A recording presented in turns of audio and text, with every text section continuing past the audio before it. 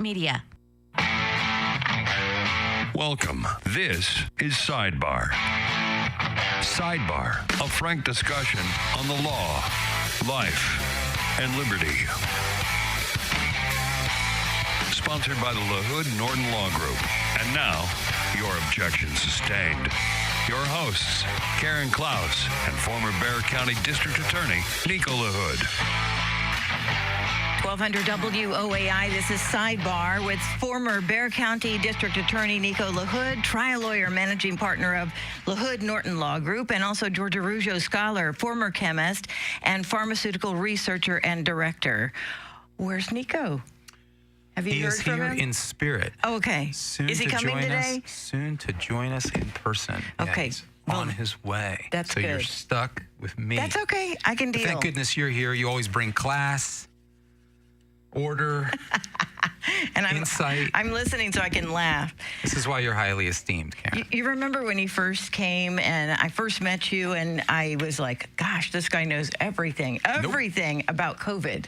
No, you gave me so much information. And so when this week I heard that some are now saying that it may be time to break out the masks again because the rise in COVID cases, I thought to myself, didn't we just hear a few months ago that masks don't work? And so I'm a little bit confused because if masks don't work, it's very odd that they would bring back the mask mandates. Why? But that assumes that we're dealing with people who are rational. That's true. And like I've said many times here during the COVID era, one of the things that we learned is that Americans seem to have lost their ability to think rationally. An era that's been ushered in by substantial government intervention in the daily lives of Americans, including in the healthcare choices that they make for themselves and their families. So, yeah. You would think, Karen, you're thinking logically, and that's problematic. You shouldn't do that. Well, okay, I'm going to put a little check next to do not do that.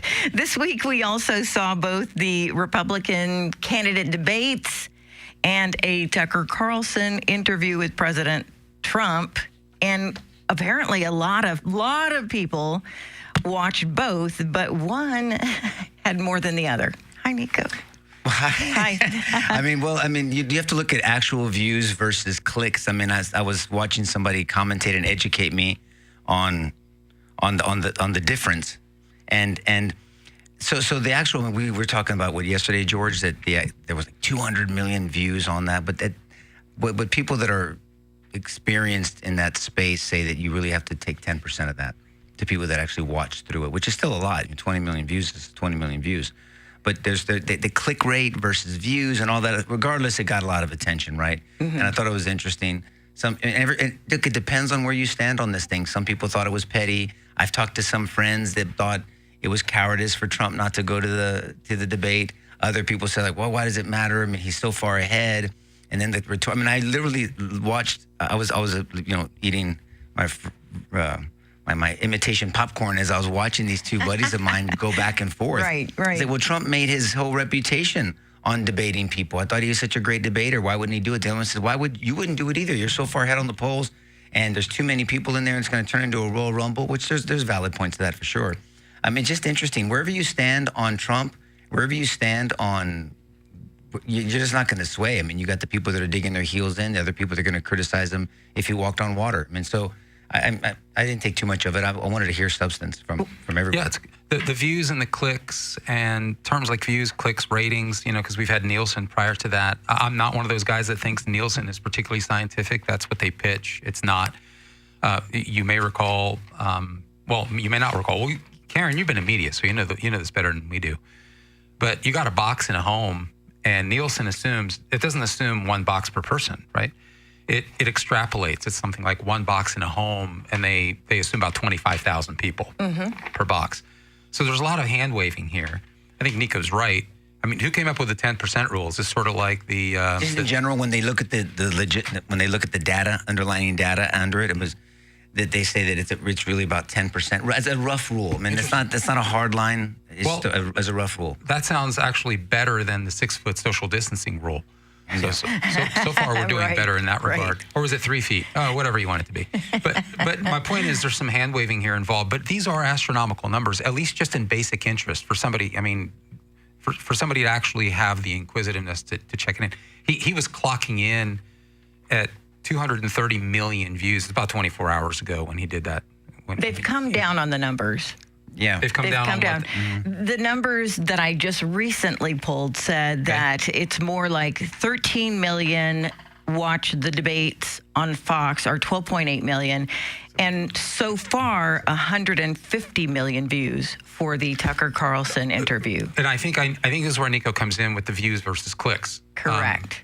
So when you look at clicks, the number's astronomical. When you actually look at views, that number but drops. if it comes up on your feed and this is not my arena, so I am not acting as an expert. I'm not a know-it-all in this. I'm a know-it-none.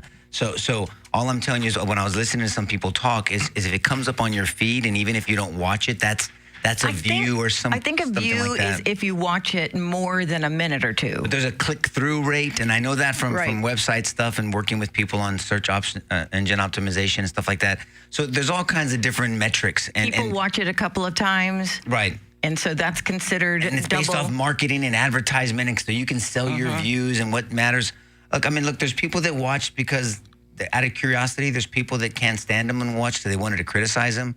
There's people that watch because they support him. I think there's some one poll that I said that, not that I said, that I heard was 37% was like Trump no matter what.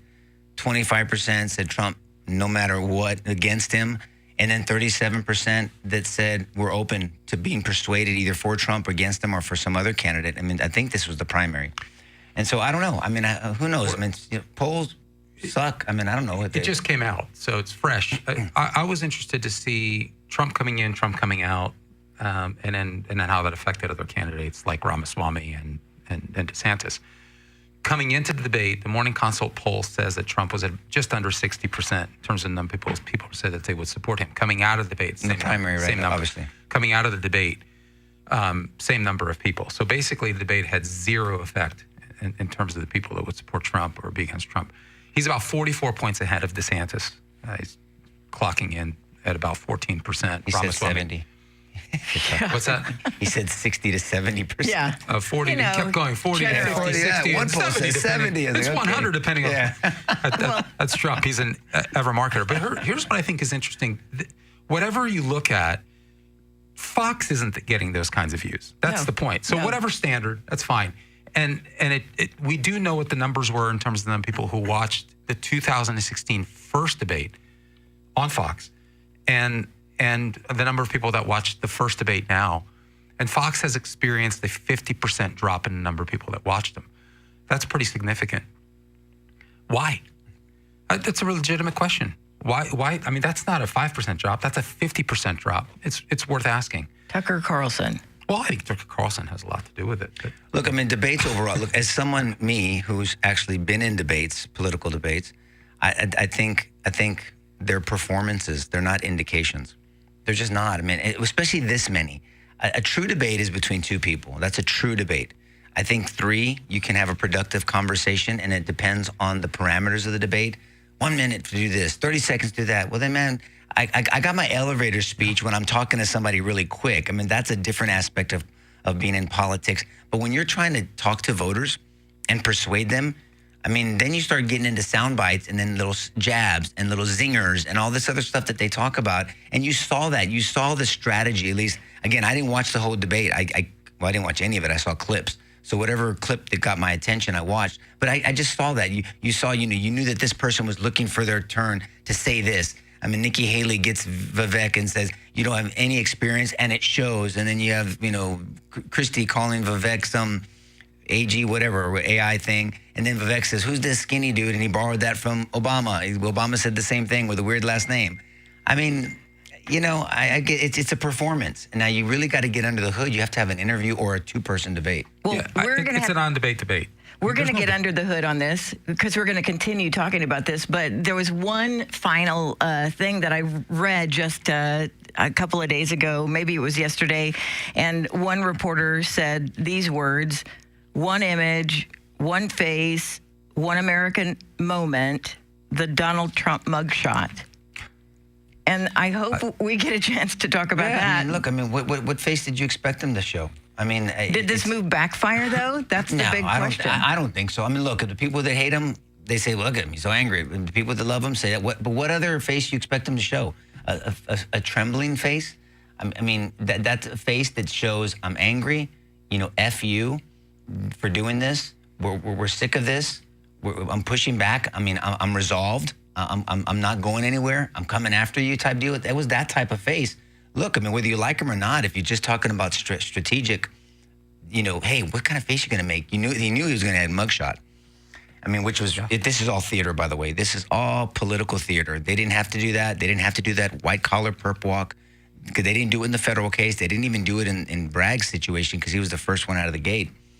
But what I guarantee you they talked about it. They had to have. What face are you going to put? You have all these famous faces. That's going to be one of the most famous mugshots, if not the, in history. It's working for him. I mean, it is.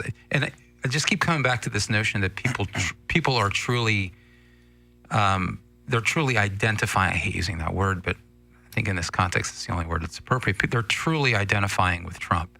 I think they're making the connection more and more that this really isn't just about Trump. That there's a scary, foreboding similarity between what Trump is now experiencing and what I could be experiencing, and my family could be experiencing, and my neighbors could be experiencing not too far down the road, if in fact a guy like Donald Trump is not able to overcome this. We're talking about something like, what is it, Nico, now? What is it, 91 total counts across 4 indictments? And so even if Trump is able to beat all of them except 1 or 2, he's still in jail for he needs 100%. For a long time. He needs to get 100 on this test. I mean, he can't get a 95. He's got to get 94. He's got to get an A+. Yeah. He's got to get 100. Forget the A+. A 98's an A+. I mean, he has to get 100.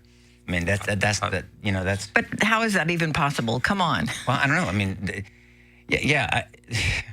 look, this is. What I want to see. I want to see the data, and maybe George knows it. Is this moving people that weren't for him before, saying like, man, this is ridiculous, man. What's really going on here? Is it changing people's minds? Because that's what's going to move the needle. We always talk about that term, moving the needle. Because if you don't move the needle, then it's all just tambourines clanging to your own, in your own closet. Is it moving the needle? And people that were not for him but open-minded, has it persuaded them? So I'm a bottom line dude. I mean, so you can give the best opening statement. You can pick the best jury and do voir dire and all this other stuff. You can put a cross-examination against the opposing counsel's witness that you could use in CLEs. And if the verdict doesn't come back your way, it didn't matter. You understand? So I'm a bottom line guy. Okay, we are going to take a break right now, but we'll be back with more. And remember, you can go to sidebartv.com and join us on Facebook Live. We'll be right back. With reputations as respected high-level prosecutors in Bexar County, the attorneys of LaHood Norton Law Group bring invaluable practical knowledge from the other side of the aisle, using over 70 years of combined experience to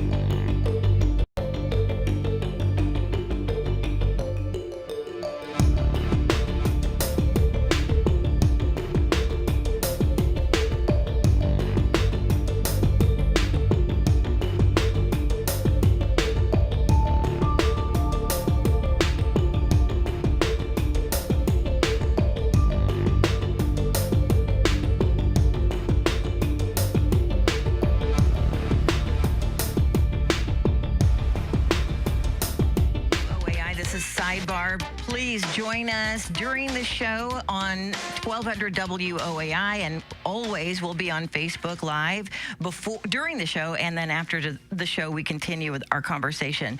I kind of want to go back to the mugshot just because I keep on thinking to myself, when I asked, did this move backfire for the left, I haven't read anything for sure, but I think I heard that as soon as the mugshot came out, that the Trump campaign had already set up merch that people could buy, whether it be a mugshot on a mug, a mugshot on a T-shirt that said, what did it say? Like never surrender or something. Never surrender, revenge. Yeah. Yes. So I see that. I think revenge is a bad message, but go ahead. Let's keep going. But I see that, but I also see that the other side could have it with bars in front of it. But no matter what, with all of these millions of people either saying they hate him or they love him and they want to defend him, everybody having a Trump T-shirt seems sort of, I don't know, counterproductive to the left to say you can't avoid his picture. You can't avoid that mugshot. And is it good, bad? Doesn't matter. No one's going to change their mind that they want him to go to trial. David Axelrod on CNN, I think captured what most Democrats are thinking, who are reasonably sane. He said, quote, "One thing I want to say about Trump, is handled on Tuesday. If I were the DA, if I were to advise him, and I'm not a lawyer, I'm a political strategist, but I would give him every courtesy that I could. I would certainly not handcuff him. I think he would love that picture. I would make very sure that the booking photo is not released, because he'll turn it into T-shirts and turn himself into the Che Guevara there as an iconic image." So his point is that Trump is going to become even more iconic than he has been. And indeed, that's exactly what's happening. It's been a week of very weird firsts and unfortunate firsts. The first time a former president has been booked, the first time a former president has a freaking mugshot, the first time a president has actually turned that mugshot into, merch, into campaign contributions. This is just bizarro world. But who didn't see this coming? Bizarro world. Who didn't think this was going to happen? This didn't take any genius to figure this out. I can't believe that they let it happen either. Now, what I didn't expect that exact expression. It was the right expression. Again, as you're just looking back objectively, if you're making an analysis like this gentleman did, that George just read his opinion on, that was the right expression. And so he's going to write it. He should. They're writing out there. This is all political bantering on both sides, but Trump didn't start this game. Now other people are going to say, yeah, he started it by his behavior. Look, this is, people are, I think if you're objectively looking at this, you're looking how what I've been worried about for years now is when you're allowing these idealistic movements to creep into this justice system was our last haven of hope. For me, the justice system is expressed by the statue of Lady Justice, where she's mimicked or she emulates the goddess Themis. Obviously, I'm a Christian. I don't believe in Greek goddesses, but that's the image. And the goddess Themis was the goddess of order. Think about that. So back then, there was a polytheistic society. There was a god for everything. There was a god under every rock, right? Even Paul talks about, if I miss the god, here's the god of this, whatever. About the Greeks. And so the goddess Themis is supposed to the justice system is supposed to bring order to a society, not disorder. And what's orderly about this? Now, of course, the people the naysayers are going to say, well, he brought it upon himself, I guess. Let me see the evidence on that. And if we're going to do that, since equity is such a big theme for the left, then let's bring equity to Joe Biden and Hillary and everybody else that people are talking about. Look, I truly believe in that blindfold. And I think you guys have seen over the years, I do my best. I'm imperfect because I'm wrapped in flesh, to call balls and strikes. And I try to make my decisions and my opinions based off principles, and I apply them across the board, because the principles, not the platform, is what's going to hold the day in the end. You got to step back and you got to think about, as Nico says, play this out. You got to think about the impact all of this is going to have in the aftermath of the 2024 election. This is all happening prior to 2024. No, it won't. You're saying this stuff This is all happening right now prior to 2024. I thought you meant the trial. So extrapolate it and go out beyond 2024. This is unhinged now. This is a disgusting breach of basic First Amendment rights, if you think about it. This last fourth indictment is particularly glaring in that regard. This is an absolute full frontal assault on the First Amendment. The President of the United States, former or current, has a right to contest an election. His associates, all 18 of them, have a right to contest an election. His election attorneys have a right to contest an election. They have a right to give opinions. They have a right to give legal opinions, and too. they have a right. They certainly have a right to do things that are not without precedent. I mean, the idea of having an alternate slate of electors is not new. This has been done plenty of times before. This is as routine as breathing oxygen in the world of electoral politics. What's happening? This is truly outrageous. This is truly autocratic and authoritarian in nature. This is unbelievably anti-American. This is outrageous, and yet look how relatively normal it seems. And this is prior to 2024. So if you play this out and we have a loss for Trump and the Republicans lose, then people should ask themselves, if this is where we are and this is prior to 2024, when you'd think they'd be trying to court voters by tampering this down a little bit here, right? Really sort of keeping the minimization of the violation of freedoms. That's not what they're doing. And now we get announcements, and I know you're going to talk about this, of coming mask mandates or maybe required vaccinations. This seems almost like the last thing that this party would want to do at this time, right? You think they sort of go undercover a little bit, just chill out a little bit. Let's not spook voters, but yet they seem to be doubling down on this. Why is that? Yeah, and again, I go back to, for me, an unofficial poll is someone like a Joe Rogan, who is now more and more openly talking against Biden and against the ideas of the Democrat Party. Someone who, again, was very open and passionate about Bernie Sanders.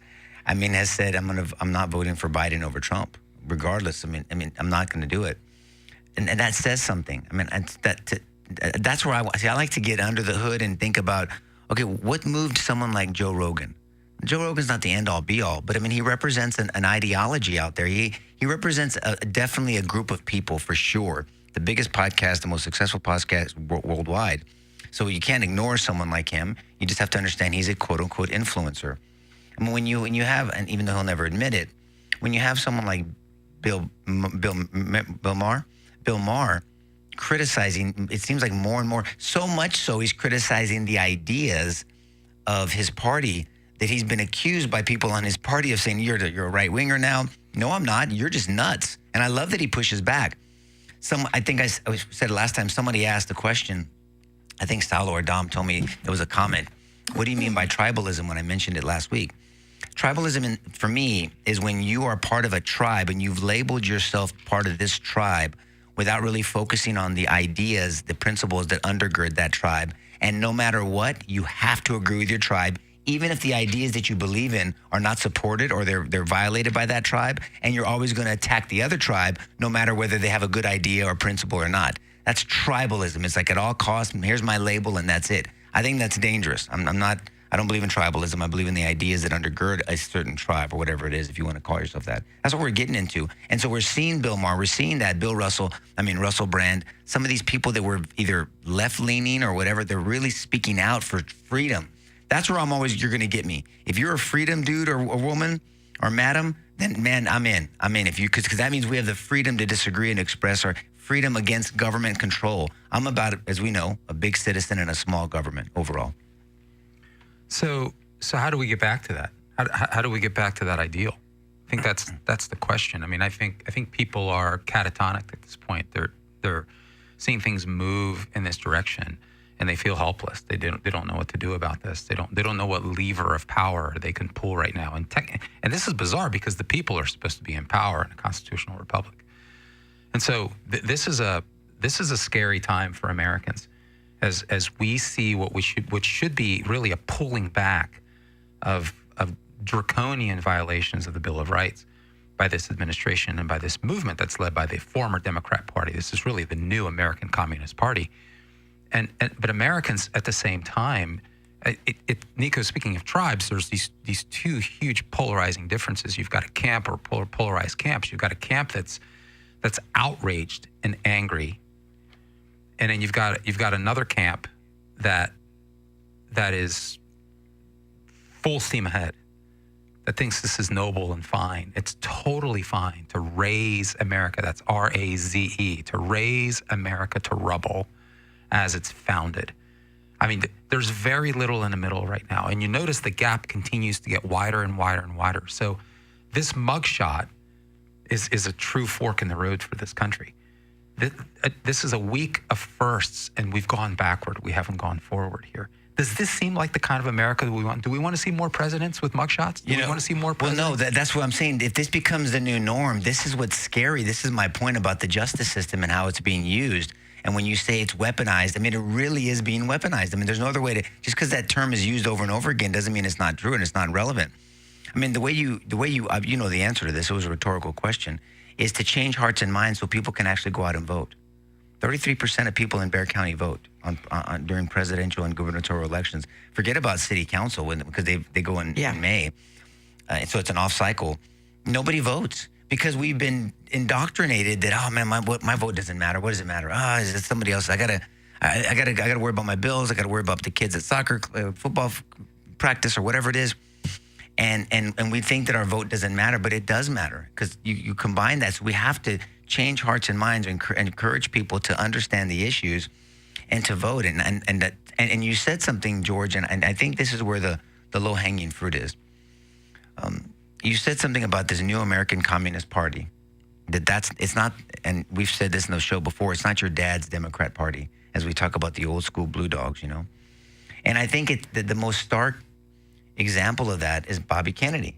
I mean, you know, he still thinks, and I know Bobby, and I've been open about that, and I like Bobby, and he's genuine, he's authentic about his positions. I disagree with him on a lot of things, and I agree with him on some things too, don't get me wrong, but he's still fighting for the party to be, when his uncle was president and when his daddy ran for president, his pop was the AG.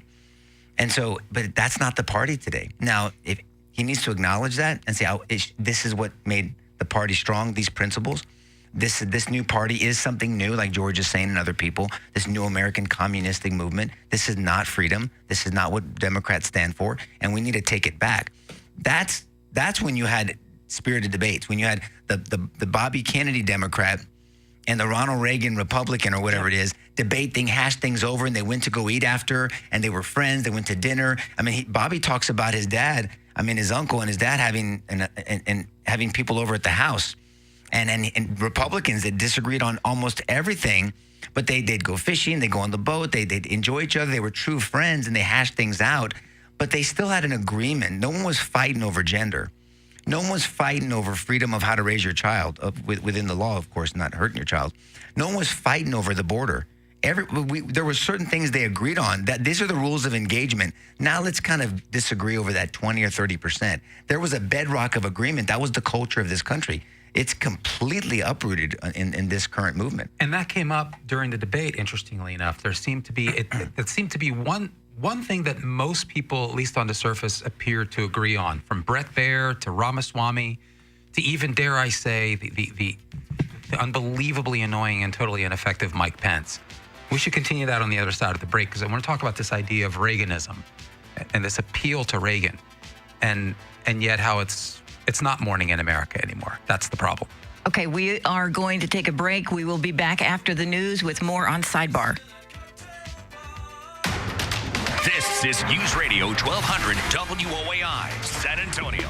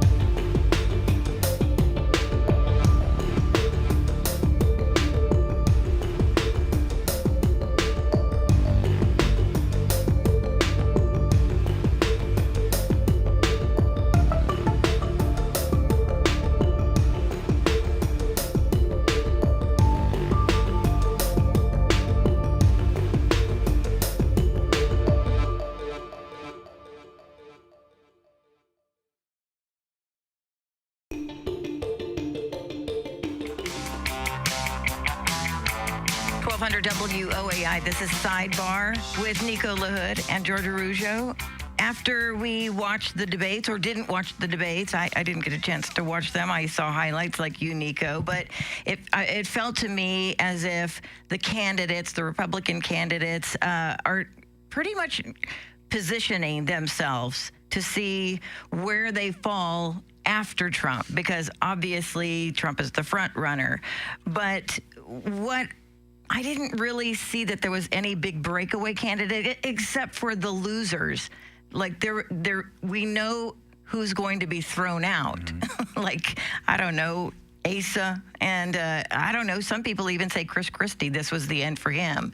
Chris Christie, that guy drives me insane. I mean, you talk about grievance politics. I mean, that guy's whole campaign is on hating Trump. And I just don't know. I don't know how that's just not a winning message. It's just not. You're going to have your 10%, whatever percentage out of the 27% that are never going to vote for him in the Republican primary. You're going to appeal to the left that can't stand him. So you'll probably get some gigs on some of these other shows. But you'll have the label. But and I used to like Chris Christie. I used to like him when he first came on the scene. I liked his brash. I mean, that's my style. You guys know that. 7 pounds ago. He what? That was like 7 pounds ago, or 10 pounds ago. No, it was a long time ago. I mean, this is back when he was governor. I liked his style. I liked his brashness. He was a quick thinker. You can tell he's a trial lawyer. He's quick on his feet. I mean, he's articulate. But he just comes across like a whiner, man, and he irritates me now. But Vivek, I think what I saw, I don't think he should have said the whole comment about everyone here is bought and paid for. I think that was a misstep. I think he needed. It was new for him. He'd never been in that, and he'd been doing a lot of interviews, and he's sharpened his sword, and he's been in interviews with people that are antithetical to him. So I think he was prepared for a one-on-one. He wasn't prepared for a Royal Rumble, even though I know people felt he did well, and I think he did do well. It seems like.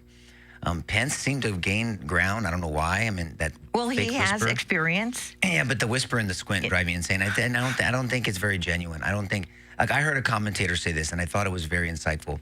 Mike Pence knows damn well he has no chance of winning. He's only winning for his family legacy. To say that he wasn't, because remember, think about the end of his vice presidency. What a hell of an accomplishment. Yeah. You've been the vice president of the United States. Now you're sideways with the former president. You've taken criticism because you could have done this and you should have done that and blah, blah. And everybody can have their opinions. They weren't in the seat.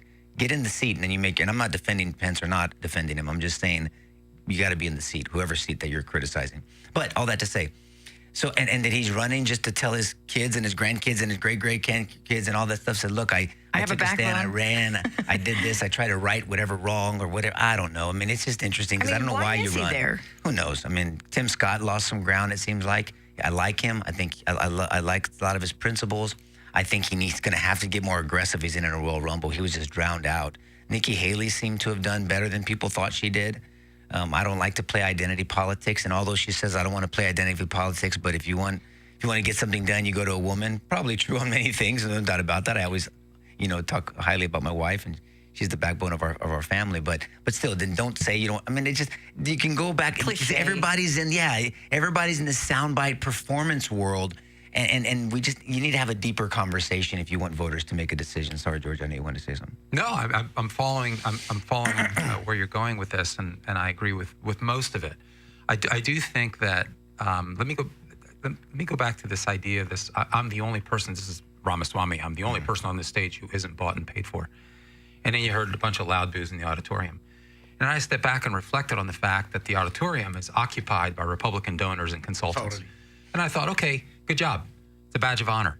So are they literally bought and paid for? Probably not. But we've just talked here last week, maybe 2 weeks ago, and it's a verifiable fact that we have a stream of money running through Washington, D.C., where politicians come into power with $10 in their pocket and they leave millionaires. And no one dare ask the question. We won't have that conversation.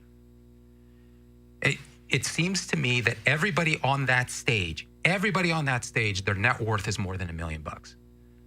Now, the average American can't relate to that. No one's going to have that conversation. Yeah, you can say it in a different way, though. That's all. I mean, no, I understand, yeah. But what I'm saying, I just want to I'm trying to follow one of your axioms, which is let's go under the hood a little bit and let's look at what he said, who was on stage, and the response. And it's interesting. Here's the point I'm making. Could he have said it differently? Sure. But I think it raises a question that needs to be raised. Sure. And I think it pushes the conversation in the right direction, because we will not have that conversation inside Washington, D.C. And I think it's killing us in many ways.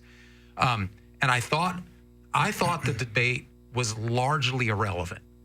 In my view, I think Ramaswamy ran away with it. I think he won the debate. He was confident, and I think probably Nico, as we always say, going back to my management engineering professor in college at LaSalle, who used to say, any strength taken to an extreme, George, can become a weakness, he used to say to me. It's a great saying. And I'll never forget that. I think she was spot on. And I think you saw some of that in this debate. Ramaswamy came across so confident. He risks coming across cocky. Yes. And while Nikki Haley thought that she was complimenting herself, as was Mike Pence, he thought, by touting their quote unquote experience, Americans are reviled by the notion of experience, political experience today. They're reviled by it, that they're turned off by it. It's annoying to them because it's possible to have, 10 years experience in doing the wrong thing, 30 years experience in being an idiot. Joe Biden has 50 years experience as a politician. It doesn't mean a damn thing. In fact, Barack Obama capitalized on that when he ran in 2008. And by that time, people were already pissed off about it.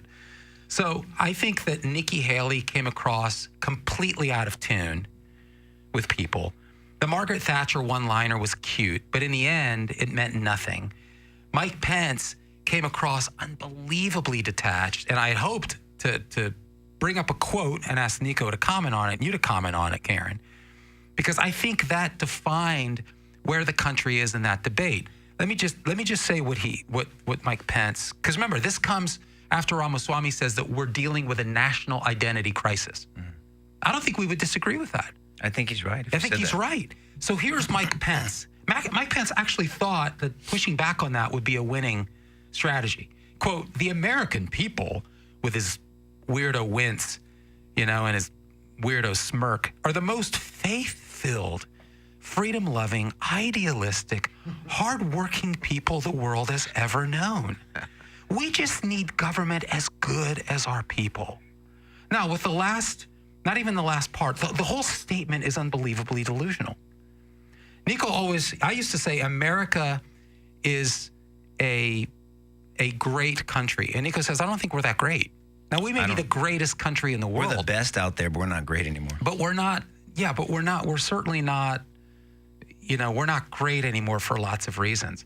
Mike Pence is living in the 1980s. He is. When Ronald Reagan called the United States a city on a shining hill, he's talking Matthew 5:13-16. Right. But it's also a quote from John Winthrop, who was a lawyer and a preacher. How you like that combination? In a Massachusetts Bay colony in 1630. And he was talking about the Massachusetts Bay colony looking forward, being very optimistic. And he grounded that optimism in his biblical faith, interestingly enough. And this is where Mike Pence is going back to, but that's not where America is today. I think America is much closer to what Trump described in 2017 when he called it, this is a time of American carnage, where he's talking about really the assault of the American left on what's left of the American founding. That is a realistic view of where we are as Americans. We better deal with reality. Mike Pence's view of America is non-existent. I'm sorry. Now, we can get back to that, but that's not where we are. Don't you think, George, don't you think he's trying to talk, or he's making a mistake by trying to talk very inspirational and poetic like they used to be? He's trying to, yeah. And I think he overdid it. Now, George, this is a comment that I would love for you to address. Alex says, George, the only way you're going to get back there is another 1776. There was a coup in 2020, but most people don't even know it. Like he's saying, okay, we're not back there. Back there, we used to have these principles and ideals. Well, to get to that, something bad had to happen. Something aggressive had to happen. Don't you think that now today? Yeah, but he's suggesting violence is the only way at this point. In other words, the actual physical overthrow of a government. I don't think we're there yet. Now, do I think we inch closer to that? Maybe not necessarily an overthrow, Do I but for think we're example, inching closer? I do think we're inching closer. I don't think we're there yet. And I think we need and we must not abandon our political levers, our political options right now. Look, if we win 2024, we can take serious, aggressive actions to reverse what we've lost in the American. Got to educational exhaust system. every avenue first. I mean, that's just like which one, like which one, Nico? Like for example, when you see Trump with his face like that, and people are putting revenge. You don't like that tone? I don't like the word revenge. Why? Because you're a Christian and I'm a Christian, and our God says vengeance is mine. But never surrender. That's different. Hold on. See, this is where we confound. This is how we mix terms. And vengeance is mine. So now justice. Let's take their term away. Equity? Okay, I want equity too. Let me show you what equity looks like when I'm putting it at you. That's different because it's a hard issue for me. If we want to get back to what Mike Pence is living in from the past, you're not going to get it with revenge. Revenge never gets.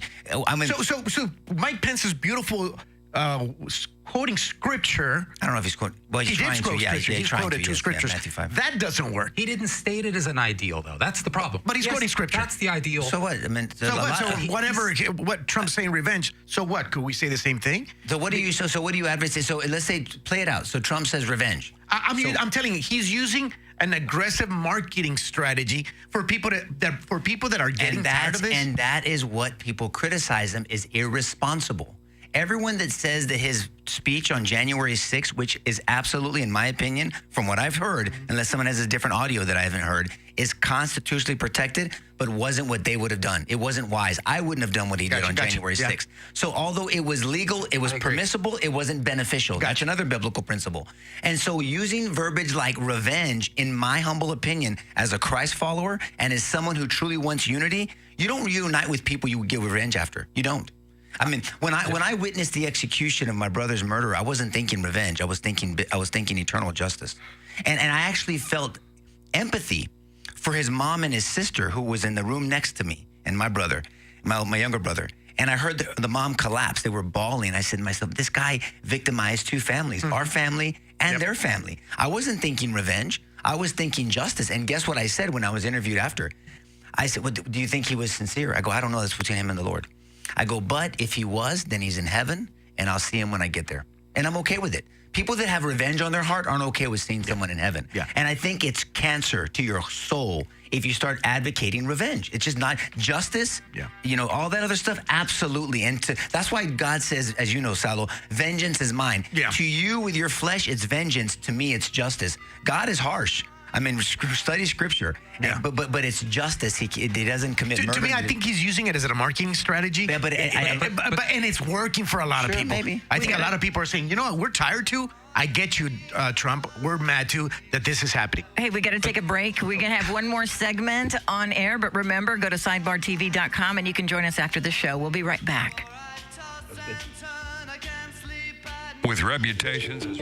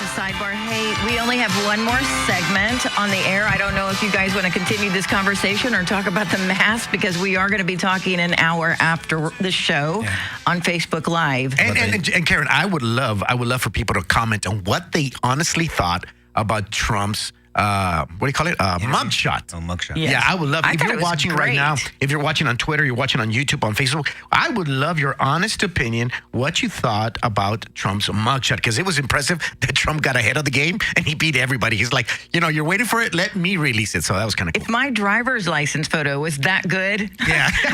I would be happy. Yeah. Anyway, so what you guys think? Mike Pence didn't talk about reality. He talked about an ideal, and I applaud the ideal. But not knowing the difference can destroy a country, because you're going to get behind the wrong policies and you're going to take the wrong approaches. You're going to live in la-la land. The American people are not the most faith-filled people. No, not anymore. In the last 25 years, we've lost about 40 million people who used to say they were Christians.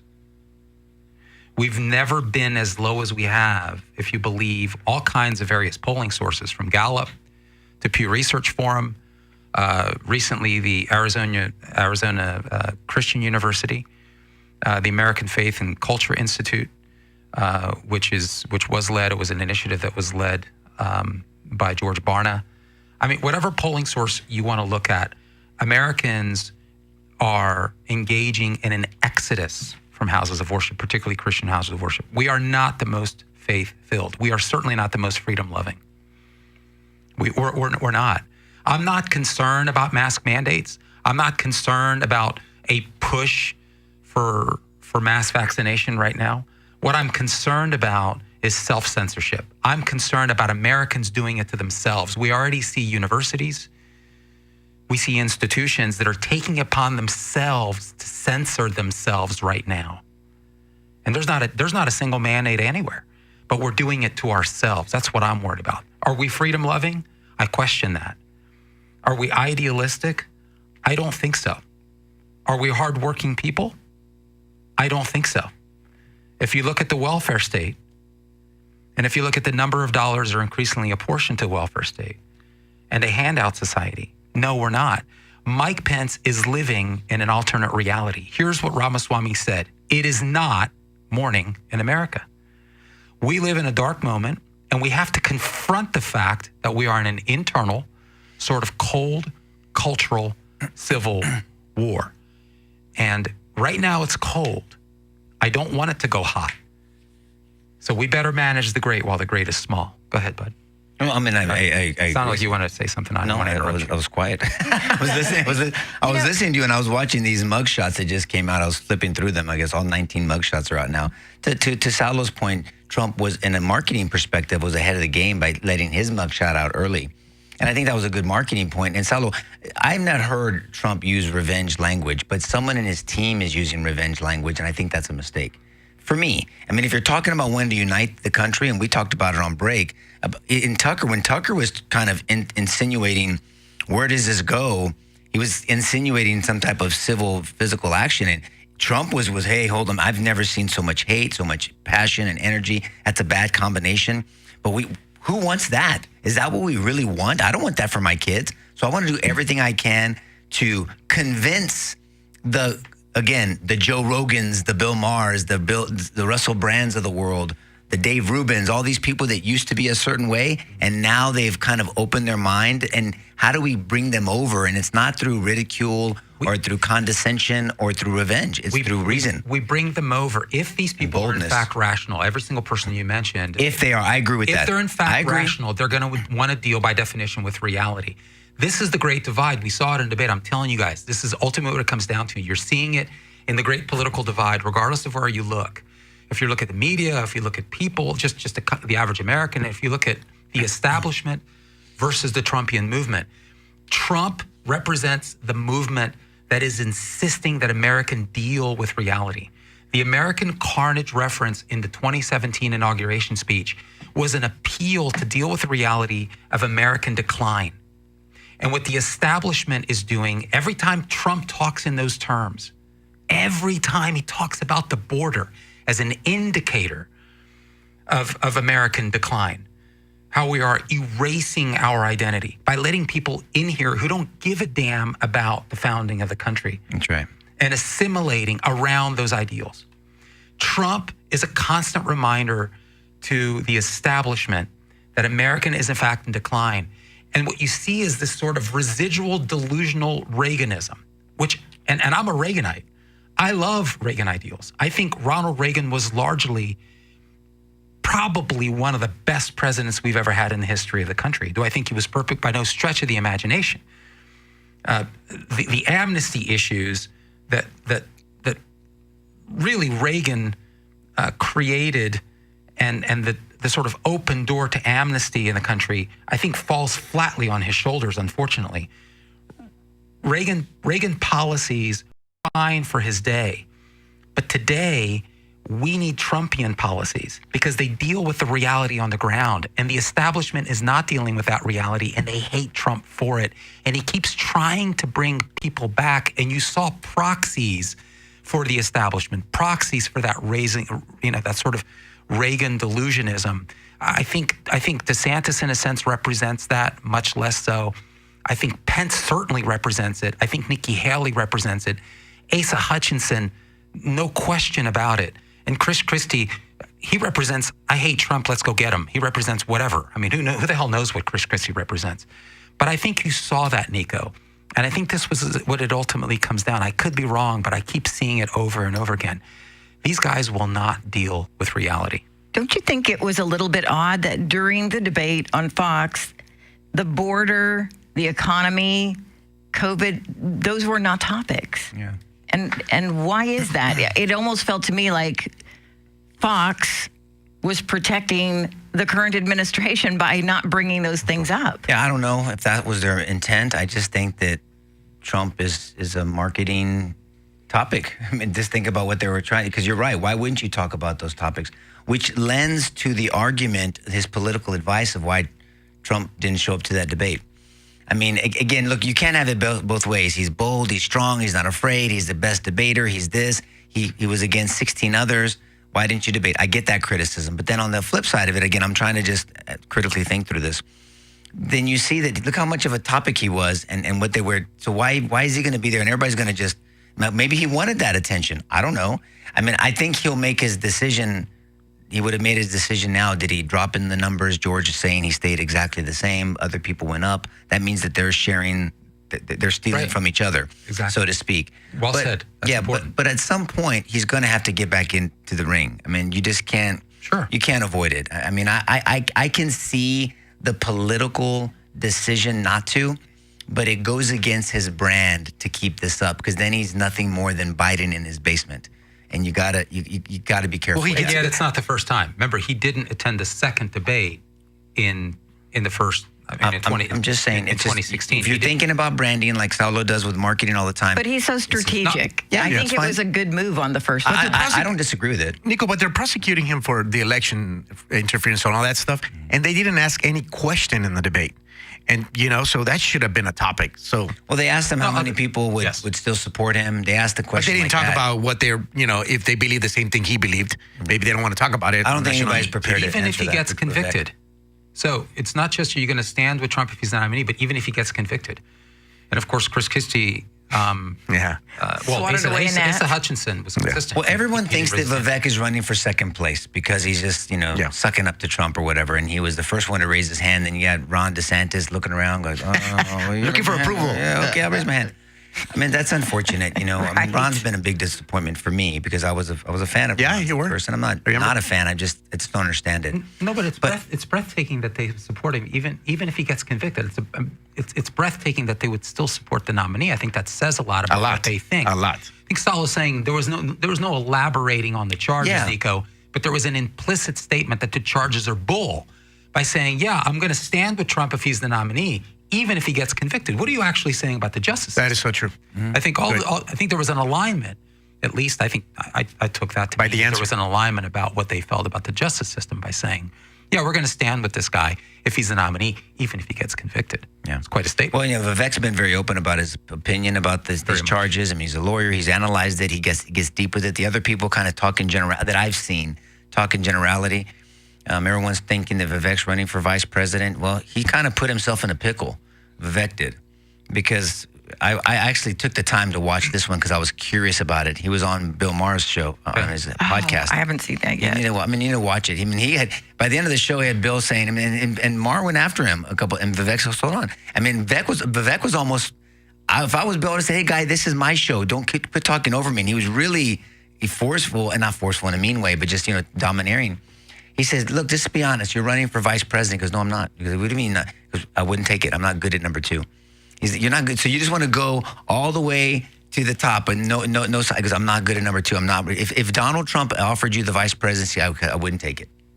Now he put him. Now he made a claim. Well, he's a politician. They'll change it in a particular way. Well, maybe, but again, see, maybe that's why I was a crappy politician. Yeah. I can't stand unless you give me new information to change my opinion, and then I can articulate to you why I changed my position. I can't stand that crap where people just say things to one crowd and say something to the other crowd and change their positions out of convenience versus out of principle. I can't stand that. That's a crappy quality. Maybe he already knows that he's not going to be the guy, so he has nothing to lose. Now that I believe. I think he knows it's going to be a Kristi Noem or somebody more strategic. So maybe you're right about that. People talking in regards to the mugshot. Manuel says it was iconic, badge of courage. But when his motorcade drove through the hood, it made a positive impact for the support from the hood. That was very impressive. Did you see the videos? I did. I seen like 3 or 4 videos of everybody's like free Trump when the motorcade was passing through. That's impressive. Yeah, we need to wrap it. Look, we're going to keep saying your last 30 seconds, George. You guys know I have my criticisms of Vivek. Let's talk about it. But I think on this debate, he was largely a 98. I mean, even on foreign policy. Now, I want to hear about that now because I even talked to George about this. Look, guys, join us at the after show on Facebook Live, right, Saulo, on Facebook Live. YouTube and Twitter. Yeah, or Twitter, whatever, or X or Twitter, whatever it is. God bless you guys. Have a wonderful weekend and join us on the after show. The preceding show was paid for.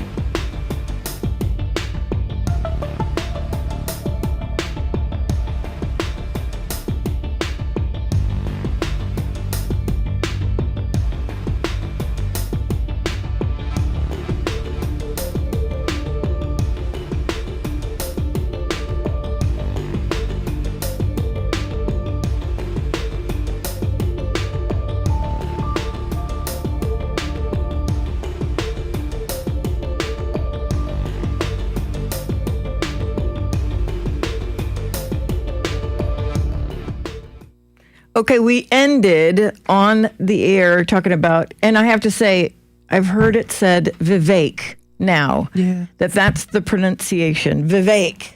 What does he say? I think he said Vivek, if I'm not mistaken. He says Vivek. Vivek. Vivek. Vivek. Vivek. Yeah, Vivek. I mean, I don't know. Ramaswamy. he says it really quick, as he should. It's his name. I think he should be comfortable saying his name by now. We know he can do burpees with his wife. They do burpees. And play tennis. I thought the guy was impressive. I did, and I've got plenty of criticisms. Interesting. I thought interesting, but it actually is interesting. No, Have you seen him play tennis?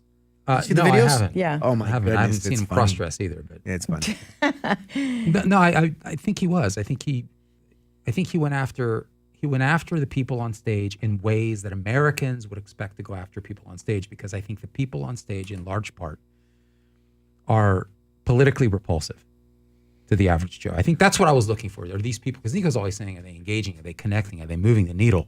That was sort of the bottom line for me. And I don't think DeSantis did anything to hurt himself, but that's No, not a compliment. He didn't. He didn't do anything to hurt himself. I think he gained a little bit of ground, it seems like, but. And I guess I'm questioning, I'm too much of an analyst and maybe at my own demise here, but I wonder if these, because Nico was talking about, well, I mean, there was an uptick for Pence, an uptick for Haley. These are all within statistical significance. So I think in the end, it's just people saying, oh my gosh, I thought they really sucked. They suck a little bit less. That's And this is really the first time a lot of people have seen these. Yeah.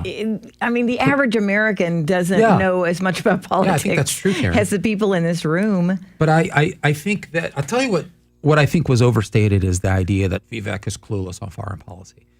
Yeah, I think that was that. That just sounds good. So he wasn't a UN ambassador like Nikki Haley, but so what? You What surround exactly did yourself- Nikki Haley do? She was a Right. UN ambassador. Good job, Nikki. What the hell did you actually do?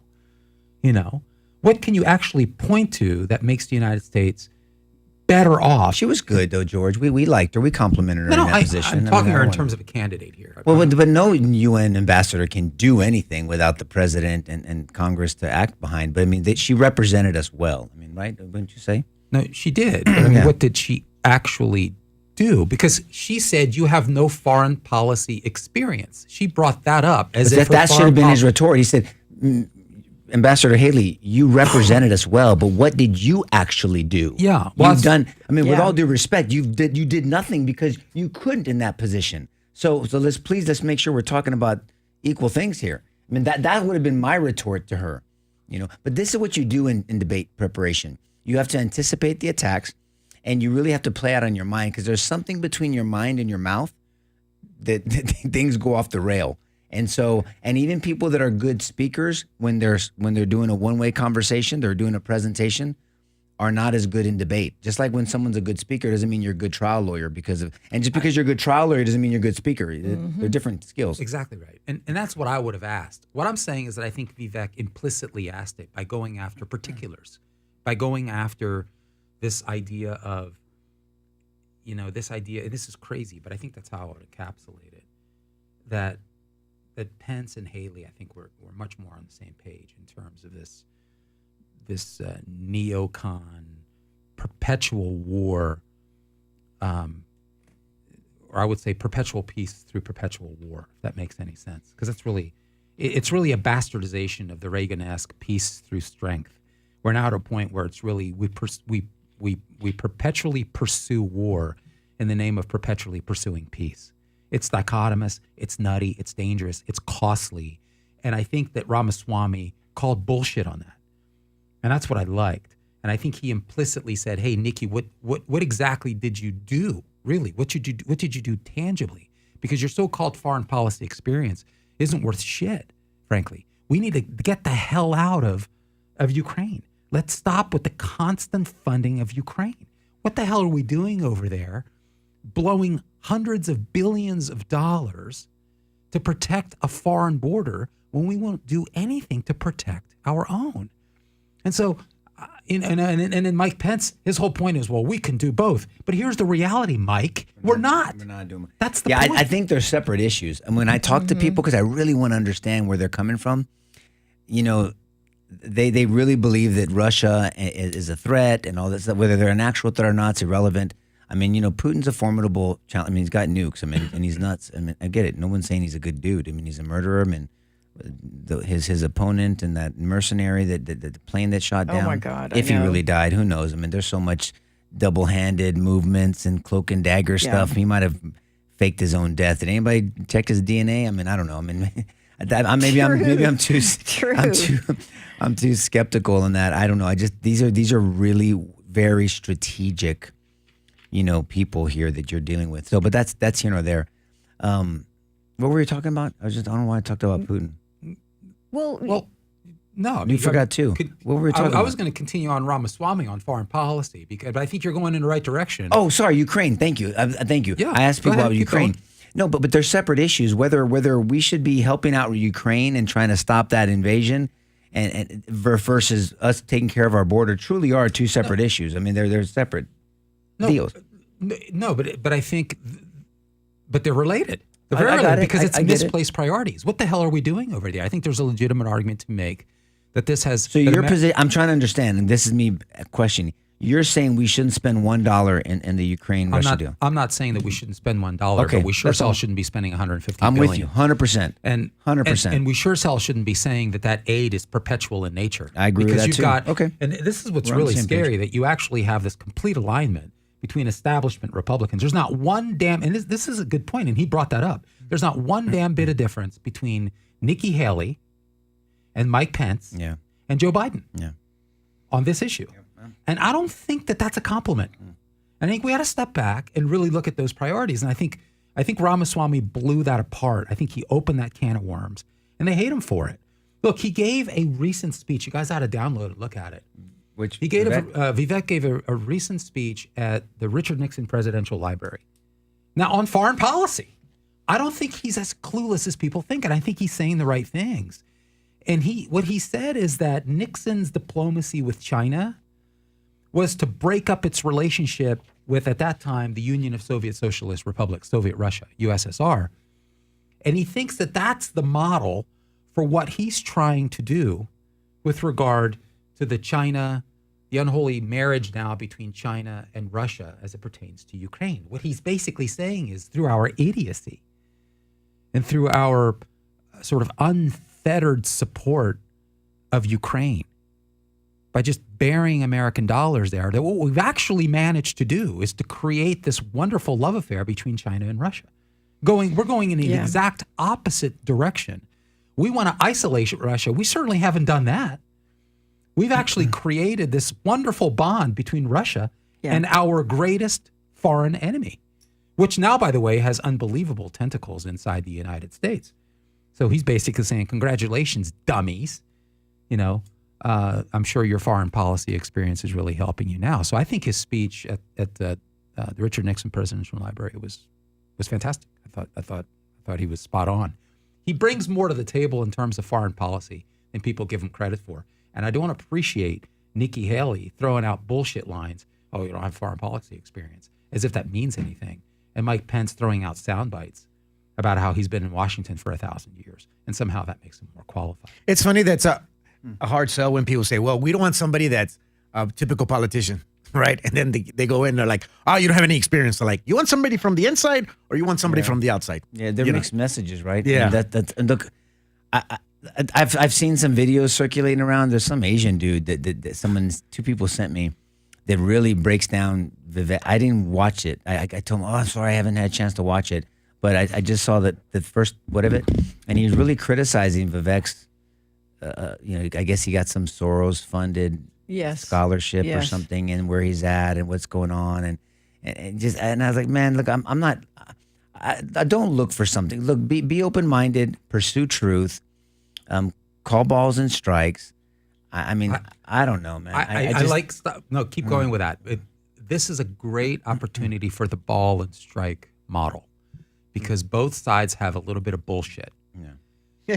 The reality is that he accepted a scholarship. Yeah.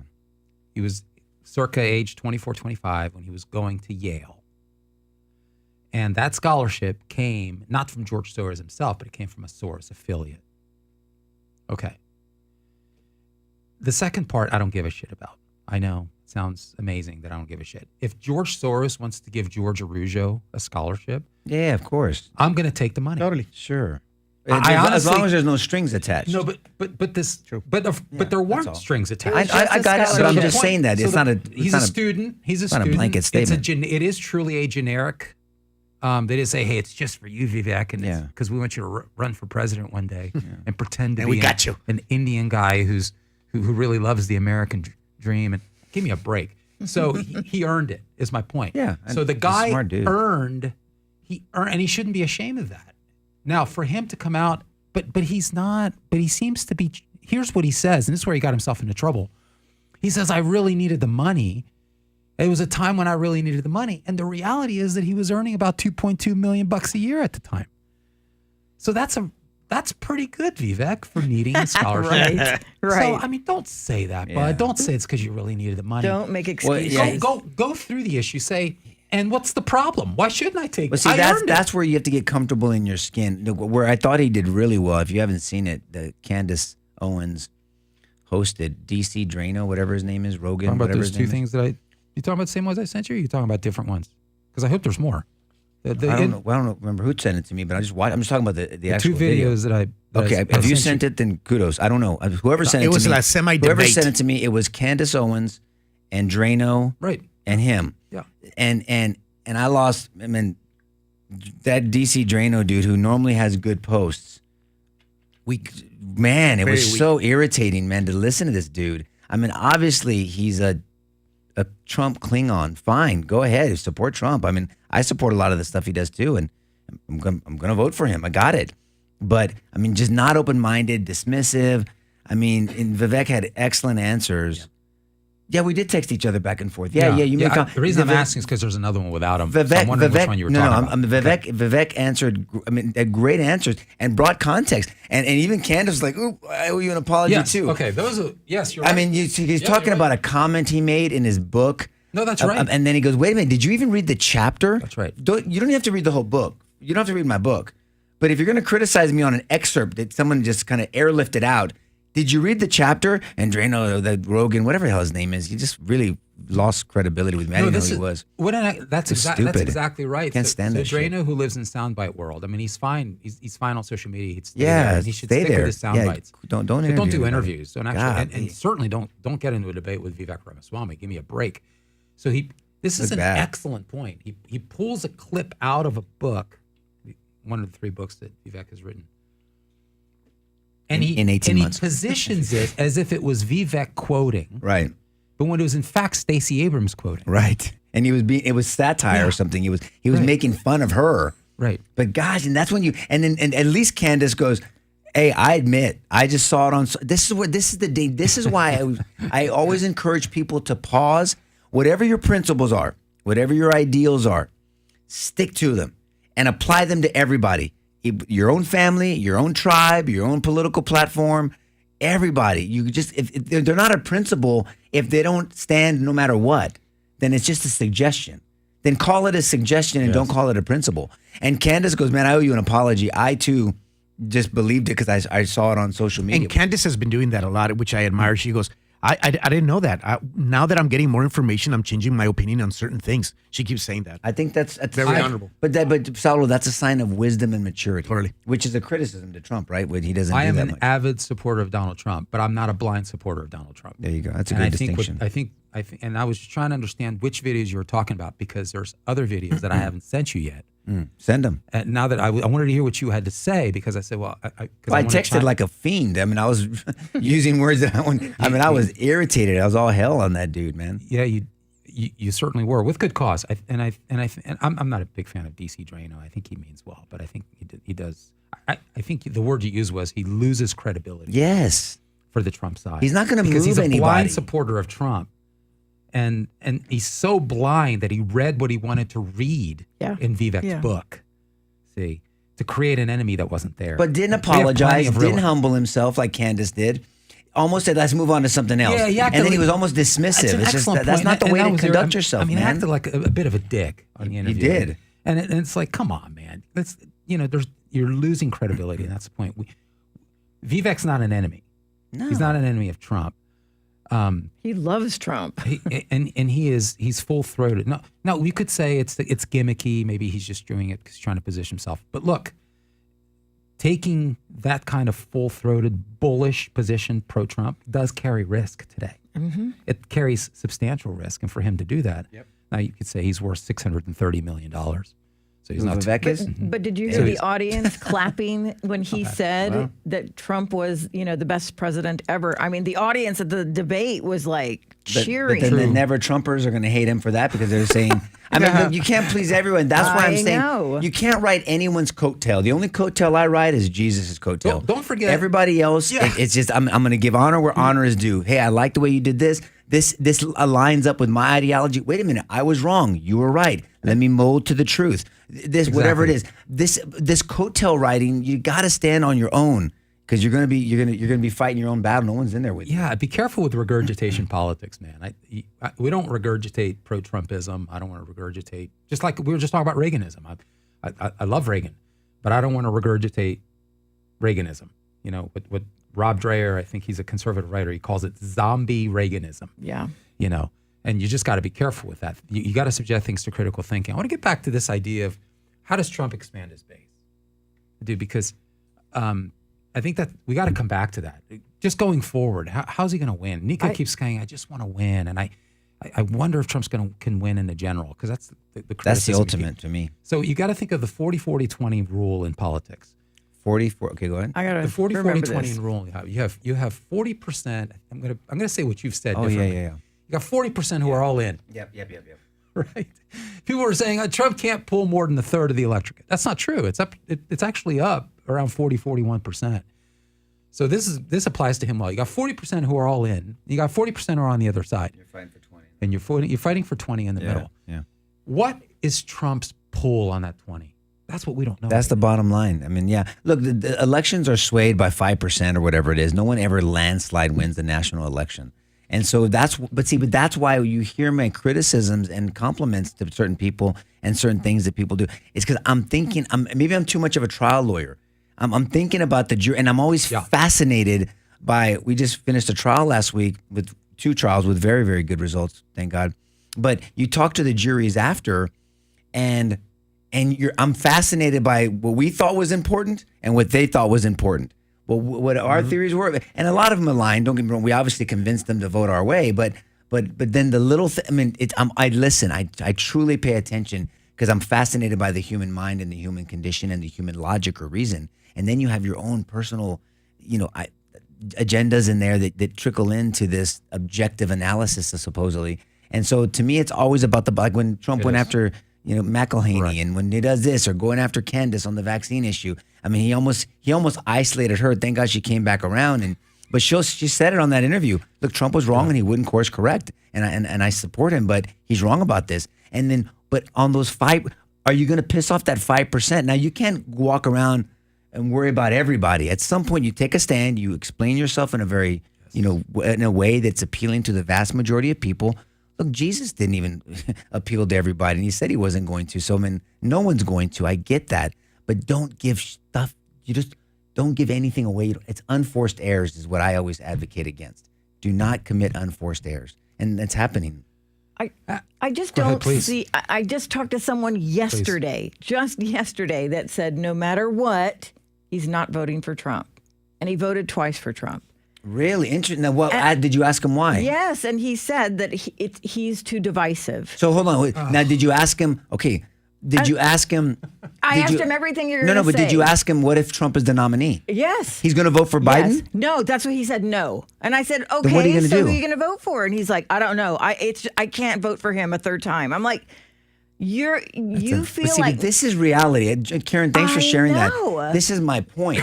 Is you have to put that into the equation. That's my worry. Absolutely. For whatever the reason, we can complain when you talk to a jury. What do you mean you thought that? Didn't you think of this? No. I was like, so it doesn't matter what you think. It matters what they think, and that's my point. By a certain part of the electorate. I just had this big question mark above my head going, he's too what? divisive. Now, what does he think? He's obviously a conservative guy. What does he think the left is? He doesn't like the left, but are they too divisive? He doesn't like Biden. Interesting. But he just cannot follow Trump. I'm like, I don't get it. Is your life not different today? Obviously, you know this person. This is what it is. I don't know this person, but if I was just hearing as a hypothetical, I'd call bullshit on the fact that he would have. I guess I'd call bullshit on the fact that This is the first time I met him, so I don't know him. I guess but I would. In the conversation, I'd probably call bullshit on the fact that he voted twice for Trump. Because, I mean, I don't recall. Trump was divisive then. He was pretty divisive, actually. And he was, and he fought in the mud. Yeah, but not after. But people are making this new divisive standard, the January 6th event, which is something new than before the first two times. I've heard the arguments. I mean, the peaceful, like for Bill Maher, what I was fascinated. I don't know if you should see it, Saulo, when Vivek was on there. For him, for Maher, and he goes, "Look, Vivek, you got me. I'll vote for you." I mean, he said that. That to me was like, what the? I mean, Vivek got Bill Maher to say, "I would vote for you." Now, he genuinely likes Vivek. He goes, "You got to get off the Trump stuff."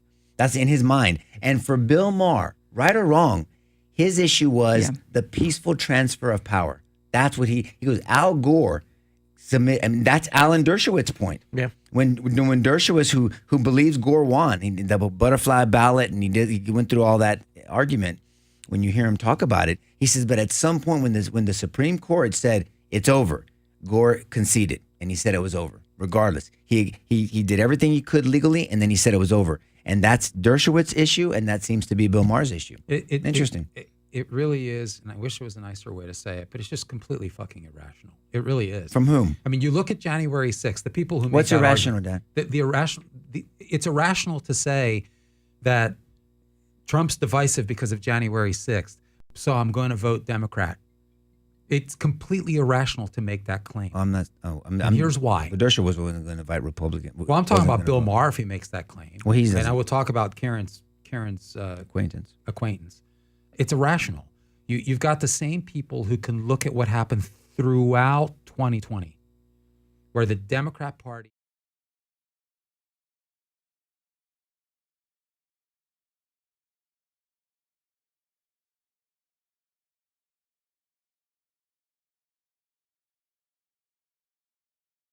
of precincts for months in 2020, and they're concerned about January 6th.